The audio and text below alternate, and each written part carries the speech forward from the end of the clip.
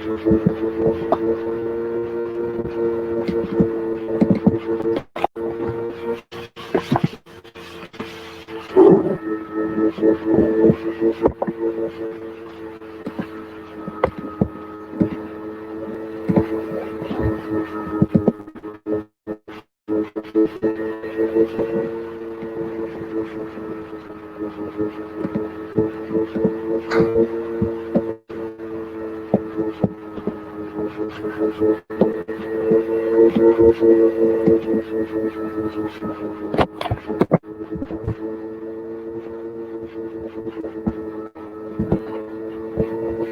अस्सलाम वालेकुम। आवाज़ आ रही है जी आप लोगों को? और हम क्या पढ़ रहे थे मुझे ज़रा बताइए ताकि मैं आपकी पीपीटी अपलोड कर दूँ। एजुकेशन प्रोसेस हमने स्टार्ट किया हुआ सेकेंडरी मेंटल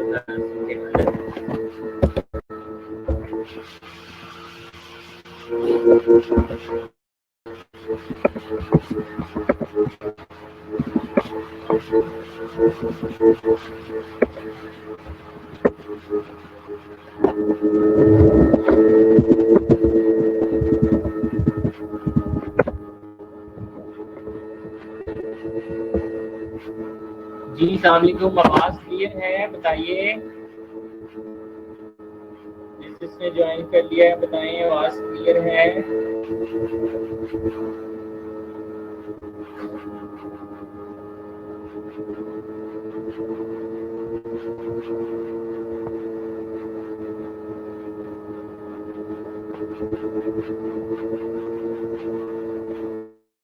क्लियर है, चलें गुड है। चलिए बाकी लोगों को भी कहीं ज्वाइन करें, मैं उतनी देर पीपीटी अपलोड करता हूँ और मुझे बताएं मेंटल हेल्थ में हमने लास्ट टाइम क्या पढ़ा था। So I am waiting for your comments. Hurry up.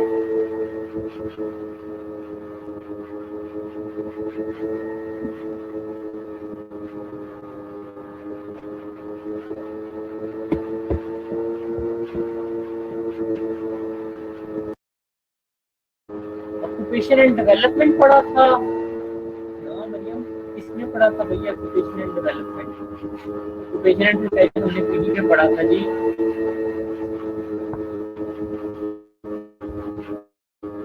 जी आवाज़ क्लियर नहीं है?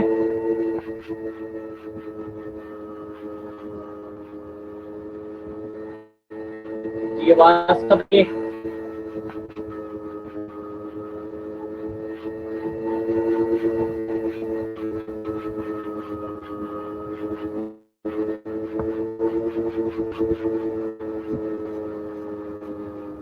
अच्छा चलो एक मिनट ठहरो, आवाज़ क्लियर कर देते हैं, पीपीटी अपलोड होने दो। आप लोग समराइज करो हमने लास्ट क्या पढ़ा था। Hurry up.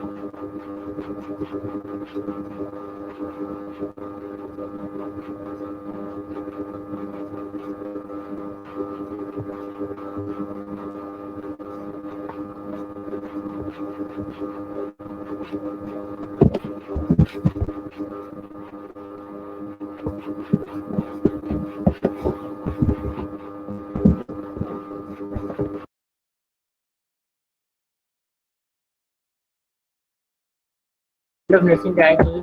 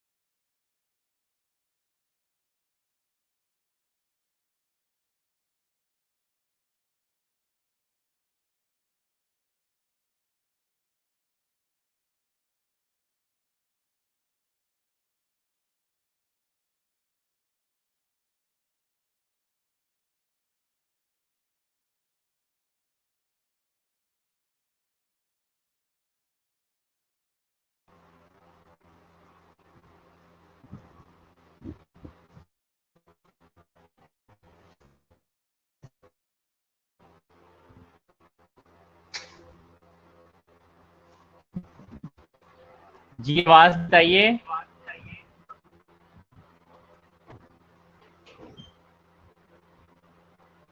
आवाज ठीक हो गई है?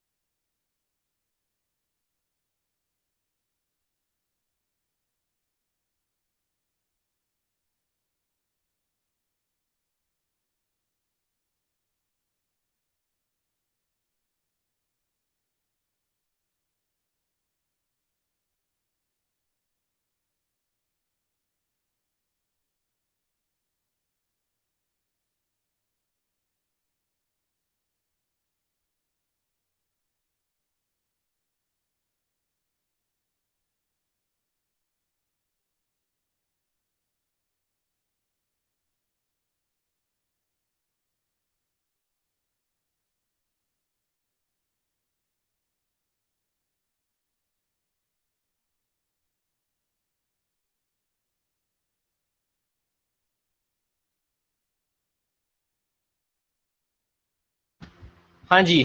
So tell me.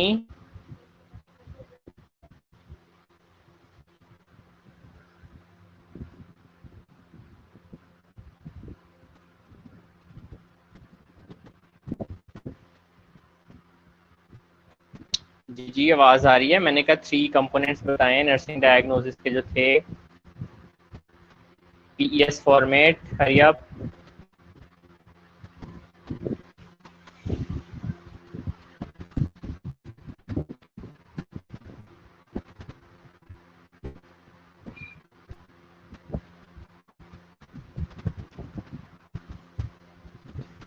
पीईएस क्या क्या है? पीईएस में पीईएस, व्हाट इज पीईएस?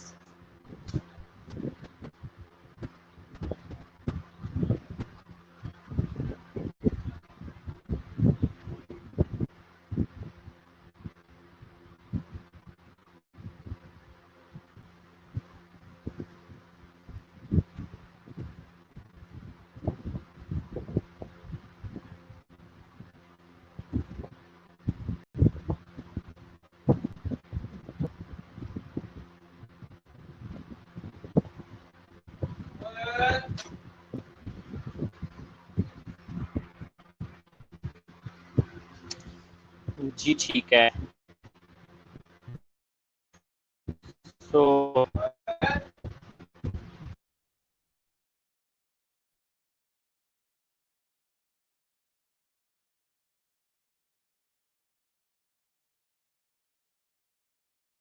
जरा एक दफा रीलोड करें, और मैंने इसके बारे में आपको बताया हुआ है, और इसको मुझे कि इस स्लाइड से आपको क्या समझ आ रही है।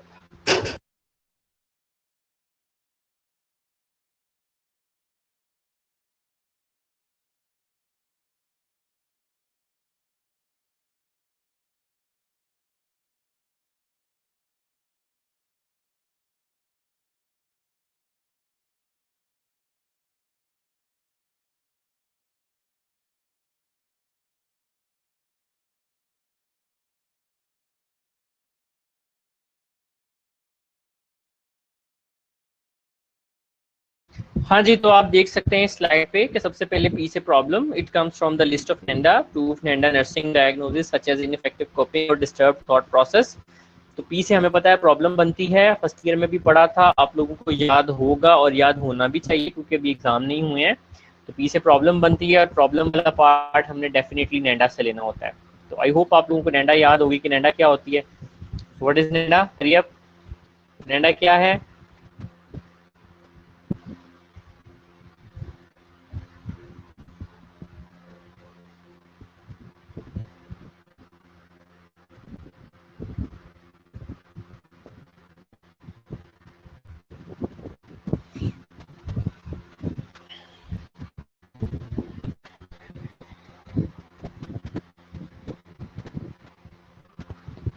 जी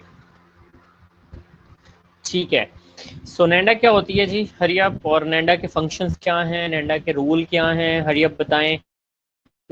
आ जाता है हरी आप, नैंडा के रोल बताएं, मैंने आपको याद करवाए में, लिखवाए में, रटवाए हुए हैं। तो हरी अब मुझे नैंडा के रोल चाहिए 5, जल्दी से सबके सब लिखें, आपके पास 3 मिनट्स हैं लिखने के लिए।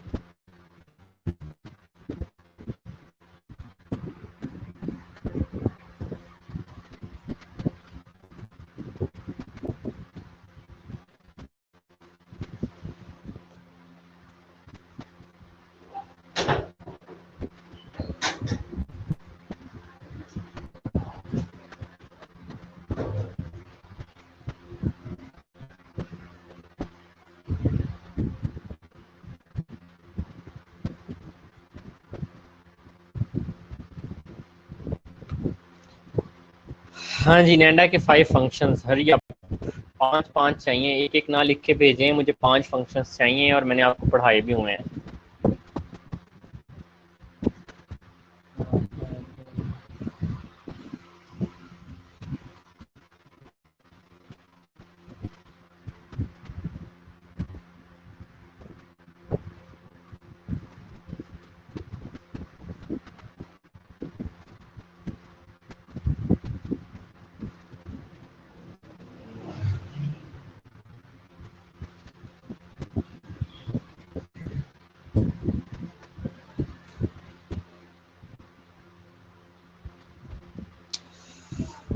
फॉर्मेटिव नर्सिंग डायग्नोसिफाइंग नर्सिंग डायग्नोसिस और इंटरवेंशन भी तो प्लान करती है, जल्दी जल्दी लिखो भाई, इतना तो टाइम नहीं लगाना चाहिए, आपके तो एग्जाम भी होने हैं अभी इस चीज़ के।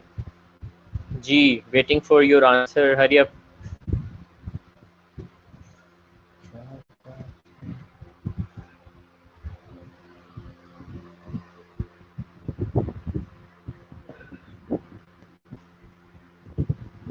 मरियम सहर ने सबसे पहला ज़बरदस्त आंसर दिया, मारिया गोर्स ने आंसर दिया है। बाकी और किसी का अभी तक डिटेल्ड आंसर नहीं आया मेरे पास, डिटेल्ड आंसर्स आने चाहिए आप सबके।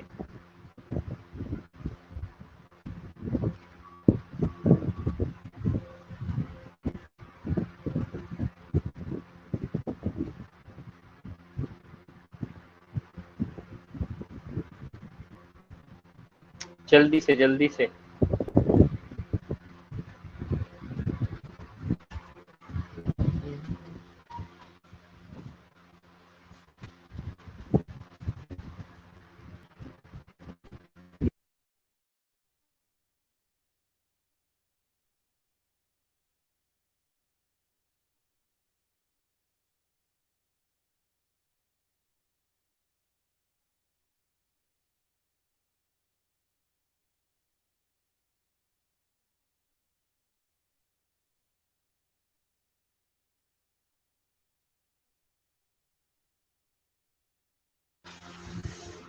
ठीक है जी, चलें आगे चलते हैं जी, आगे मैं अब आप लोगों को बताता हूँ और ये चीज़ें भी।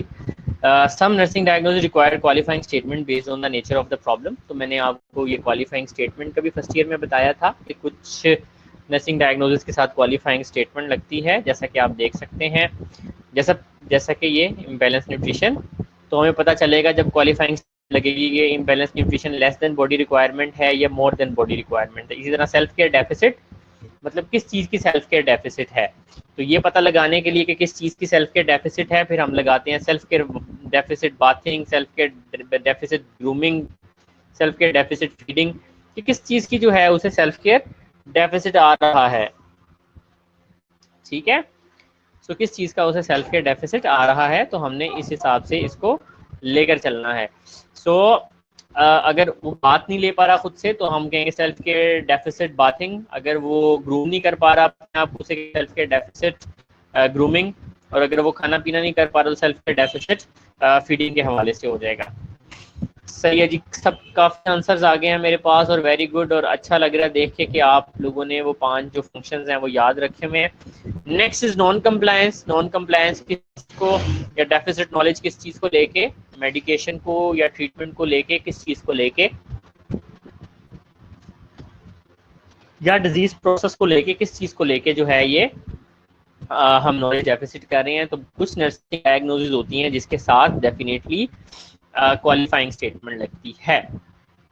उसके बाद आ जाते हैं हम अपने second portion component of nursing diagnosis की तरफ, उसका नाम है जी इटियोलॉजी।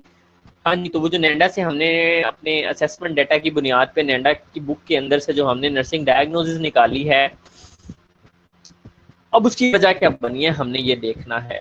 अच्छा, इस चीज को आसान करने के लिए बाजुकात हमें नहीं पता चल रहा होता कि हमने कहा जी इम्पेयर्ड कॉपिंग, अल्टर्ड कॉपिंग, आगे रिलेटेड टू नहीं पता चल रहा होता रिलेटेड टू में क्या करें। तो रिलेटेड टू में आप अगर आपको कुछ नहीं आ रहा तो आप लगा सकते हैं डिजीज प्रोसेस। ठीक है जी, तो रिलेटेड टू में डिजीज प्रोसेस लगाया जा सकता है, रिलेटेड टू डिजीज प्रोसेस लगा सकते हैं आप, एटियोलॉजी के अंदर डिजीज प्रोसेस लगा सकते हैं आप। लेकिन ये नहीं होना चाहिए कि उसने आपको क्वेश्चन दिया है 5 नर्सिंग डायग्नोसिस बना के दिखाएं और आपने उसे सब में डिजीज प्रोसेस लगा दिया। तो ये इस चीज को शो कर देगी कि आपको ठीक से नर्सिंग डायग्नोसिस बनानी नहीं आती है। लेकिन अगर कोई इलाज नहीं मिल रहा, कोई हल नहीं मिल रहा, तो फिर आप क्या करेंगे, फिर डेफिनेटली आप वहां पे डिजीज प्रोसेस जो है उसे लिख सकते हैं जी। ठीक है,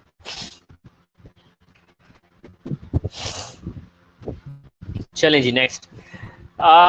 known as related factors or contributing factors considered to be the cause of the problem nursing diagnosis। क्या कॉज बनी जो प्रॉब्लम हमने नांडा में से उठाई पेशेंट की असेसमेंट की बेस पे, often accompanied by several etiological factors. These factor may be psychological, biological, relational, environmental, तो कोई भी फैक्टर्स हो सकते हैं जो कि ये इसकी कॉज बनते हैं। अभी मैं आपके सामने एक इसकी जो है क्या कहते हैं एग्जांपल डिस्कस करूंगा तो आपको समझ आ जाएगी कि साइकेट्रिक प्रॉब्लम्स के अंदर रिलेटेड किस तरह की चीजें लगाई जा सकती हैं। उससे पहले मैं जरा आप लोगों की एक अटेंडेंस ले लूं छोटी सी, थोड़ा सा वेट करें।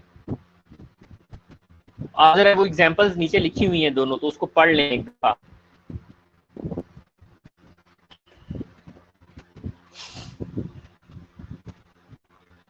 मैं उतनी देर अटेंडेंस लगा लूँ आप लोगों की।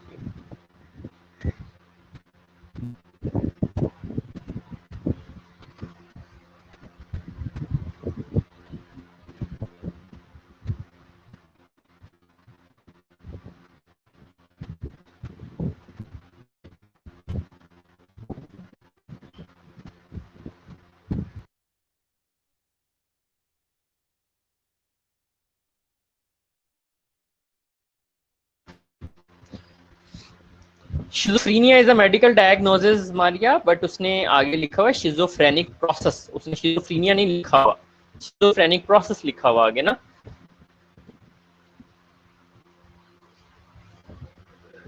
ठीक है, सो क्या हुआ, altered disease, altered thought process related to psychosocial stressor, कि वो ठीक से सोच नहीं पा रहा। क्यों नहीं सोच पा रहा? क्योंकि जो साइकोसोशल स्ट्रेसर है उसकी वजह से। ठीक है, उसकी लाइफ में कुछ स्ट्रेस है जो कि उसको ठीक से सोचने नहीं दे पा रही। आगे altered thought process as result of, लेकिन मैं आप लोगों को यही कहूंगा कि यहाँ पर आपने रिलेटेड टू इस्तेमाल करना है, related to the schizophrenic process. तो शिजोफ्रेनिक प्रोसेस को रिलेटेड फैक्टर में आप ऐड कर सकते हैं जनाब।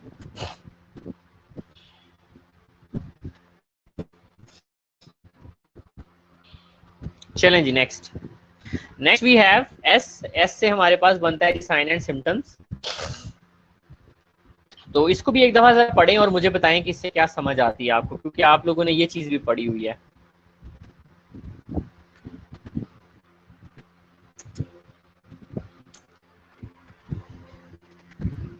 जी 2 मिनट है आपको इसको रीडिंग दे के एक्सप्लेन करने के लिए। इसको रीड करें और उसके बाद इसमें एक्सप्लेन करें, then I will get back to you.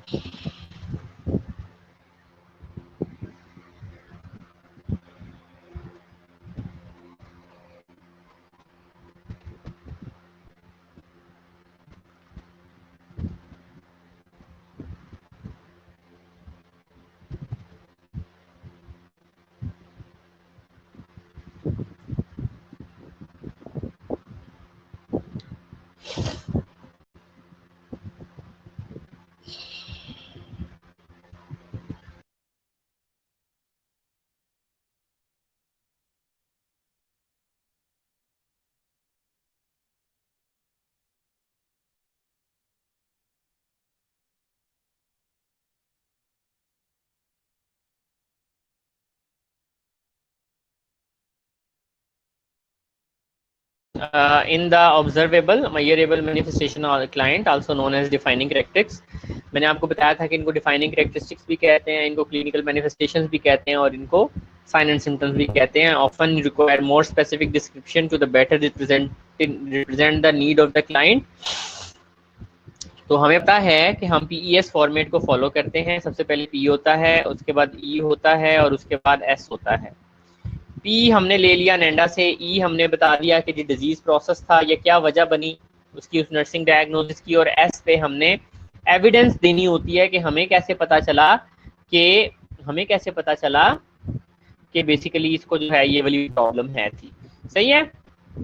तो P और E के दरमियान क्या लगता है जनाब? जल्दी से खाली जगह फिल करें ये दोनों. P और E के दरमियान क्या लगता है? जल्दी.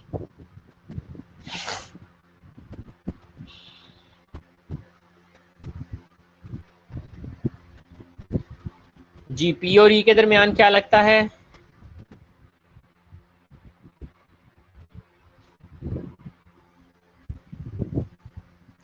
जी, रिलेटेड टू लगता है जी यहाँ पे. और E और S के दरमियान क्या लगता है? जल्दी से. E और S के दरमियान क्या लगता है? हरिया.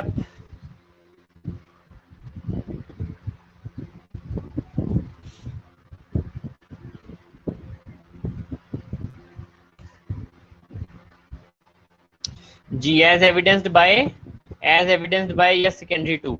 मैं प्रेफर करता हूँ जी एज एविडेंस्ड बाय को, बाकी सेकेंडरी टू भी इस्तेमाल होता है जी. Not as manifested by, it's as evidenced by जनाब.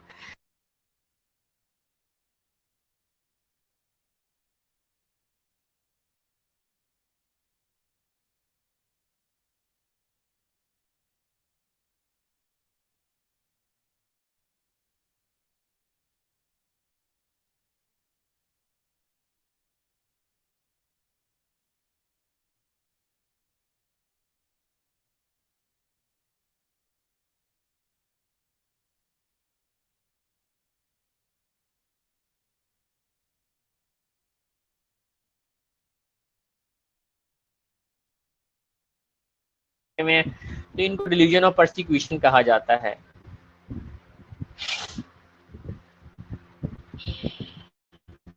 चलें, तो ये एक आ जाती है हमारे पास complete nursing diagnosis problem related to etiology as evidenced by sign and symptoms. Ineffective individual coping. हाँ, आ रही है आपको नजर? Ineffective individual coping related to response crisis. कि कोई बंदा रिटायरमेंट हुई उसकी वजह से वो बेचारा कॉप नहीं कर पा रहा अपनी लाइफ के साथ. पहले वो बिजी रहता था, अब उसको वेला रहना पड़ रहा है. एज एविडेंस्ड बाय, तो क्या क्या साइन एंड सिम्टम्स आ रहे हैं उसके अंदर वो हम एविडेंस में लिख देते हैं. अच्छा जी, तो एविडेंस में लिख देते हैं और इसमें evidence by isolative behaviour and change in mode. तो वो पहले उसका मूड जो है वो बड़ा अजीब सा रहता है और वो आइसोलेट होके बैठा हुआ है इस वजह से. तो ये जो है ना आप पूरी नर्सिंग डायग्नोसिस बना देंगे जी. उसके बाद ये वाला स्टेप मोस्टली प्लानिंग के अंदर ही काउंट कर लिया जाता है, लेकिन इसको आप अलहदा से भी इस्तेमाल कर सकते हैं. ठीक है, ये जो आउटकम आइडेंटिफिकेशन है, आउटकम आइडेंटिफिकेशन भी एक तरह से गोल बनाना ही है कि बेसिकली आप क्या चाह रहे हैं कि आप अपनी केयर जब पेशेंट को प्रोवाइड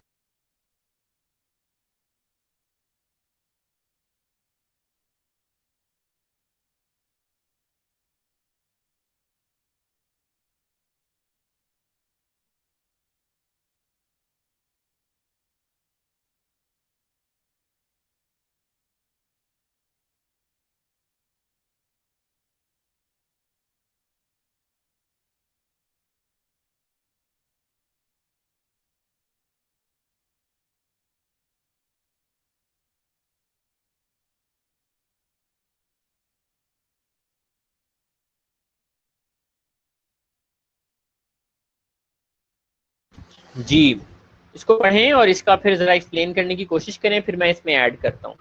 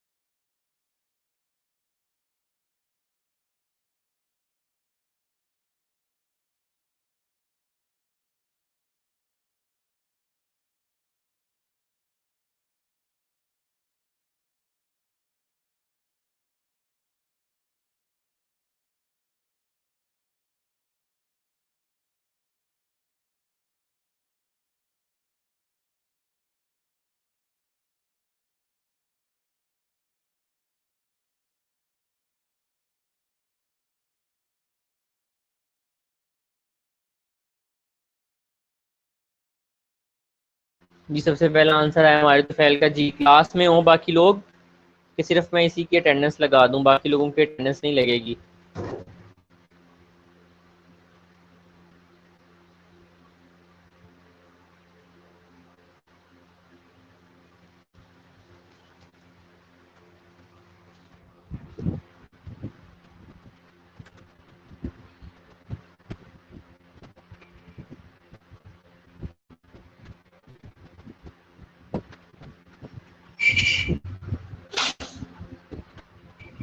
जी मारिया तुफैल और मारिया गुलाम गौस का आंसर आया अभी तक सिर्फ मेरे पास।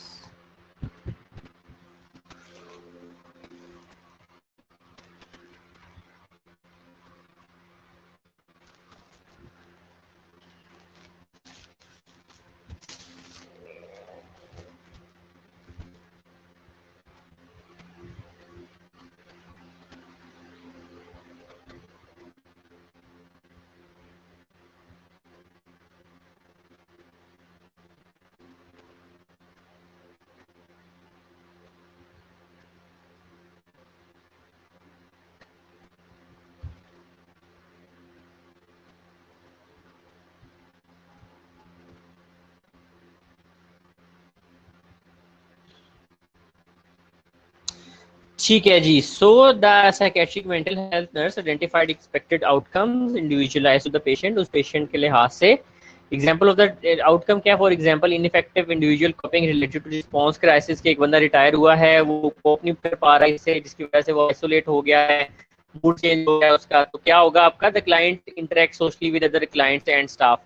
तो आपका एंड पे क्या, आप क्या आउटकम बनाएंगे, आउटकम आप ये बनाएंगे कि 1 महीने बाद या फिर 2 महीने बाद या जितनी भी देर आपको लगता है कि ये क्लाइंट देगा ठीक होने में, ये क्लाइंट जो है लोगों के साथ इंटरेक्ट करना शुरू कर देगा। ये जो पहले अकेला सोशली आइसोलेटेड अपने घर में बैठा रहता था, ये ऐसे नहीं करेगा। ठीक है,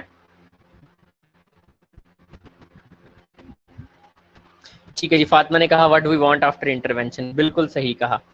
तो आउटकम के अंदर फिर गोल सेट करते हैं, इसके अंदर शॉर्ट टर्म होते हैं, लॉन्ग टर्म होते हैं। Patient will be socially engage in the community, ये एक ब्रॉडर चीज है, इसको हम एक्सपेक्टेड आउटकम कहेंगे। जब इसको हम थोड़ा सा नैरो डाउन करेंगे, ये आपके गोल्स बन जाएंगे। The patient will travel about the community independently with in 2 months, के 2 महीने बाद बंदा जो है घर से बाहर निकल के बाहर ट्रेवल करेगा, बाजार में जाएगा, मार्केट में जाएगा। शॉर्ट टर्म गोल हम बनाएंगे कि 1 वीक के अंदर अंदर जो है ना पेशेंट जो घर रहता है अकेला, तो कहता है वो बिलीव करता है कि एक हमसायों के गली में आसपास जो है ना बाहर निकलना शुरू कर देगा, लोग इंटरेक्ट करना शुरू कर देगा।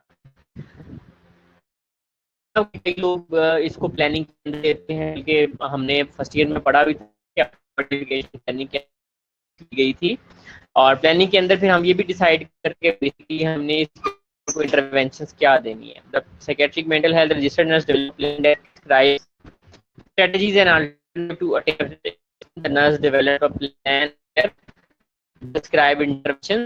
आप प्लान डिजाइन करते हो जिसमें हम आप सोचते हो कि बेसिक इंटरवेंशन क्या देनी है। प्रायोरिटाइज द नर्सिंग, आप देखते हो कि एक बंदे की 4-5 नर्सिंग डायग्नोसिस बन रही है, उसमें से सबसे ज्यादा प्रायोरिटी किसको देना है। Long term short term goals बनाते हो, नर्सिंग इंटरवेंशन बनाते हो और उनको लिख लेते हो अपने प्लान ऑफ केयर को।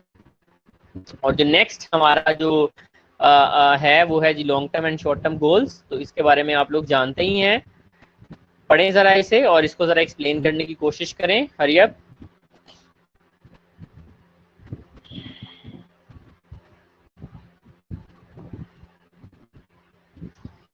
क्या बात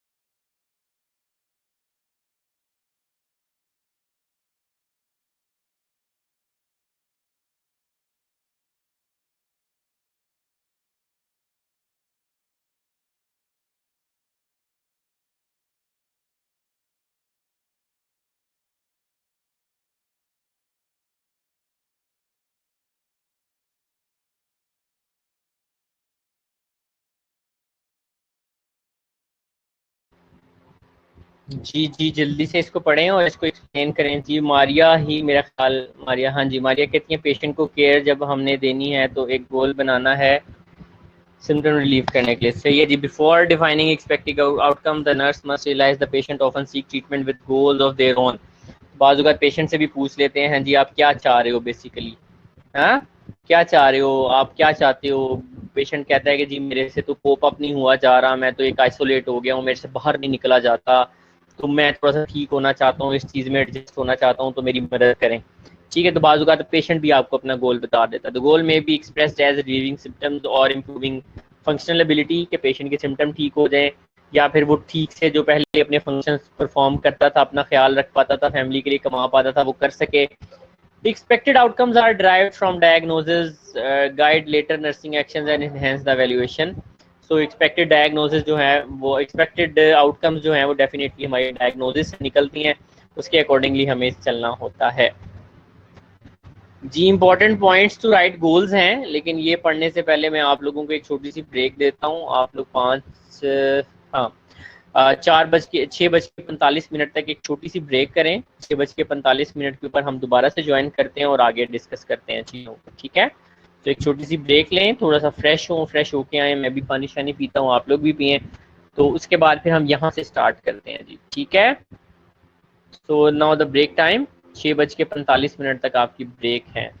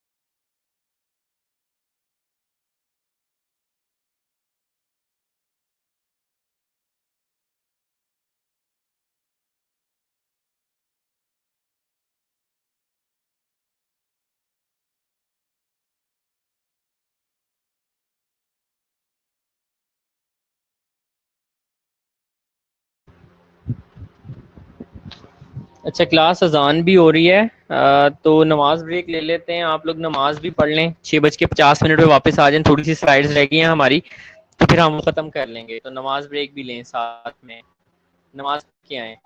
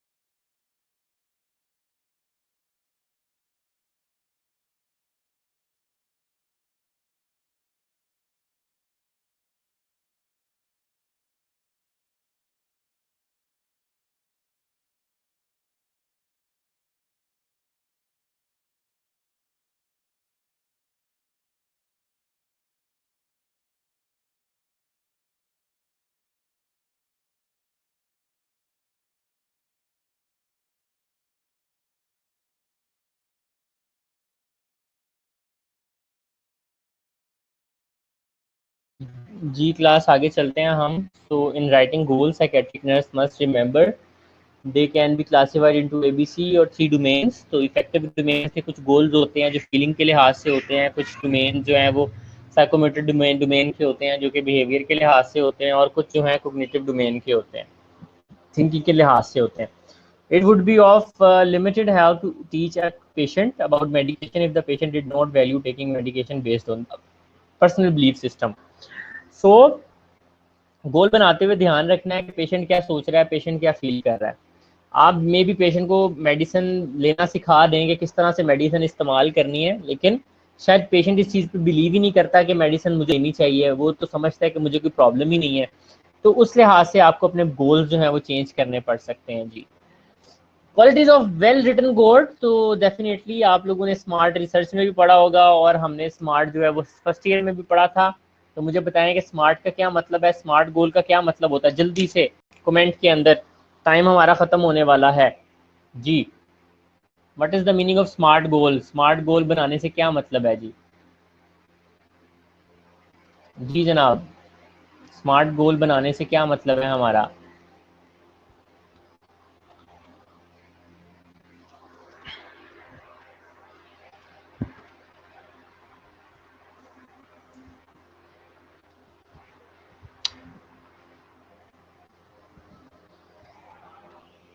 हाँ जी, आर यू गाइस देयर।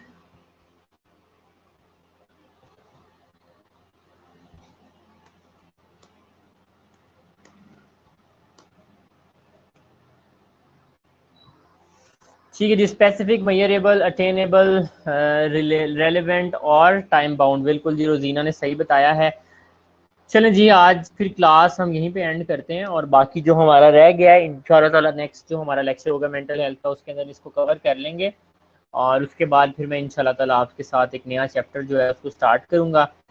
तो आज के लिए इतना ही, ठीक है। So take care of yourself and अल्लाह हाफिज़। कुछ सवाल है तो पोस्ट कर दे, मैं आंसर करता हुआ जाता हूँ।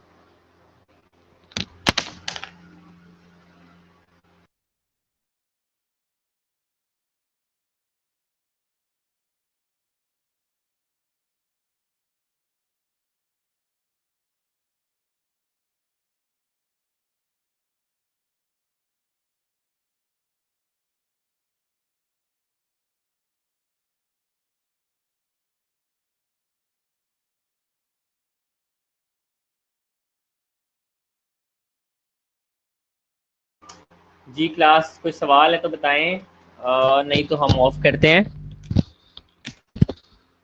चलें, take care of yourself, अल्लाह हाफिज़।